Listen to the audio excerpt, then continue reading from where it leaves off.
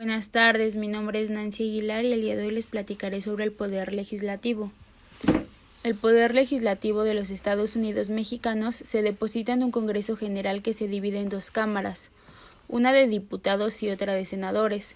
El Congreso de la Unión es concebido como el órgano de la pluralidad democrática por excelencia, pues en él convergen las principales corrientes políticas e ideológicas de nuestro país. Ambas cámaras tienen como propósito fundamental el análisis, discusión y aprobación de las normas que constituyen nuestro sistema jurídico. Esto se logra a través del proceso legislativo. El proceso legislativo es el conjunto de actos y procedimientos que se realizan para la formación de leyes, reformar la Constitución política de los Estados Unidos mexicanos y los ordenamientos jurídicos secundarios. Dicho proceso tiene su fundamento en lo establecido por la Constitución Política de los Estados Unidos Mexicanos, la Ley Orgánica del Congreso General de los Estados Unidos Mexicanos, el Reglamento para el Gobierno Interior del Congreso General de los Estados Unidos Mexicanos, los reglamentos de cada Cámara y los acuerdos parlamentarios adoptados por la mayoría de los miembros de cada una de ellas. Los actores facultados para intervenir en el proceso legislativo son el presidente de la República, para presentar iniciativas, promulgar leyes y decretos. Las legislaturas de los estados y de la Ciudad de México, para presentar iniciativas y avalar reformas constitucionales. Las y los diputados federales y senadores, al presentar iniciativas y, en su caso, aprobar las leyes y decretos correspondientes. Las y los ciudadanos en un número equivalente, por lo menos al 0.13% de la lista nominal de electores, en los términos que señalen las leyes correspondientes. Cámara de origen. Se refiere indistintamente a una de las dos cámaras del Congreso de la Unión, a la cual va dirigida una iniciativa para continuar con el proceso legislativo, es decir, analizar, discutir y, en su caso, aprobar en primera instancia la ley o decreto presentado por alguno de los actores del proceso legislativo antes mencionado. Una vez aprobada la iniciativa, es discutida en la Cámara Colegisladora, que en este caso opera como Cámara Revisora. Presentación de iniciativas. Una iniciativa de ley o decreto es el documento que los actores facultados para intervenir en el proceso legislativo presentan ante cualquiera de las cámaras del Congreso de la Unión para su estudio, discusión y, en su caso, aprobación. Toda iniciativa presentada deberá ser turnada a comisiones por conducto de la mesa directiva para su análisis y posterior dictaminación. Una comisión es un grupo u órgano de trabajo constituido por el Pleno de las cámaras e integrado por legisladores de los grupos parlamentarios con representación en cada una de ellas. Tiene como finalidad estudiar, analizar y discutir los asuntos legislativos que le son turnados por la mesa directiva, para elaborar los trabajos, opiniones, resoluciones, informes o dictámenes que serán discutidos en pleno. Ellas se encargan de elaborar el dictamen para su presentación y, en su caso, aprobación en la propia comisión. El dictamen debe contener una parte expositiva de las razones en que se funde y concluir con propuestas claras y sencillas que se puedan sujetar a votación por el pleno. Dictamen. Un dictamen es la resolución acordada por la mayoría de una o varias comisiones que integran alguna de las cámaras del Congreso de la Unión y contiene la opinión técnica especializada y con respecto al contenido de una iniciativa. Una vez elaborado el dictamen, se notifica al presidente de la mesa directiva de la Cámara para que, en uso de sus facultades legales, programe su inclusión en el orden del día para su presentación ante el Pleno. Los dictámenes son sujetos a dos lecturas, que se realizan ante el Pleno por parte de la Secretaría de la Mesa Directiva. El dictamen de primera lectura tiene como objeto dar a conocer su contenido, para ser sometido posteriormente a una discusión y votación por el Pleno.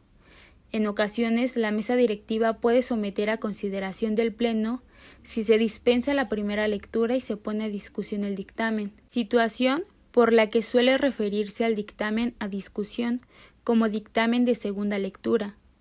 La segunda lectura permite que se desarrolle la discusión, el debate, la votación y, en su caso, la aprobación del dictamen. Discusión. Todo proyecto de ley o decreto se discute primero en lo general, esto es en su conjunto, y después en lo particular. La discusión se da alternativamente a favor y en contra, comenzando por el inscrito en contra. Los miembros de la comisión dictaminadora y los autores de la propuesta podrán hablar en más de 2 ocasiones, mientras el resto solo tendrá 2 intervenciones. Asimismo, tienen derecho de intervención las y los legisladores, para hechos o por alusiones personales por un tiempo límite de 5 minutos. Terminada la lista de oradores, el presidente pregunta a la Asamblea, mediante votación económica, si el asunto se considera suficientemente discutido, se procede a la votación. Si es negativa, continúa el debate, pero bastará que hable uno a favor y otro en contra para repetir la pregunta. Votación en lo general. Todo proyecto de ley se discute primero en lo general, o sea en conjunto, y después en particular, cada uno de sus artículos. Antes de cerrarse en lo general, la discusión de los proyectos de ley y en lo particular, cada uno de sus artículos. Una vez declarado un proyecto suficientemente discutido en lo general, se procederá a votar en tal sentido, y si es aprobado, se discutirán enseguida los artículos en particular. Votación en lo particular. Es el acto por el cual el presidente de la mesa directiva somete a votación los artículos reservados de un dictamen, inmediatamente después de que éste haya sido votado en lo general durante su discusión en pleno. Los legisladores reservan artículos cuando su opinión individual es contraria a la que el dictamen contiene, ya sea en algún punto específico o en lo general. Una vez terminada la discusión en lo particular, se preguntará si al lugar la votación. En caso afirmativo se votará y en caso negativo se devolverá al artículo de la comisión. Aprobado un proyecto a la Cámara de Origen, pasa para su discusión a la otra. Cuando no se trate de alguna de las facultades exclusivas de una sola Cámara, los proyectos deberán ir firmados por el presidente y 2 secretarios, acompañados del expediente respectivo, del extracto de la discusión y demás antecedentes que se hubiera tenido a la vista de resolverlos. Cámara revisora. Se refiere al órgano del Poder Legislativo que conoce y tiene como atribución analizar y dictaminar, en sentido negativo o positivo según su propio criterio deliberativo, una iniciativa de ley, decreto o proyecto legislativo que ya haya sido aprobado previamente por la Cámara de Origen.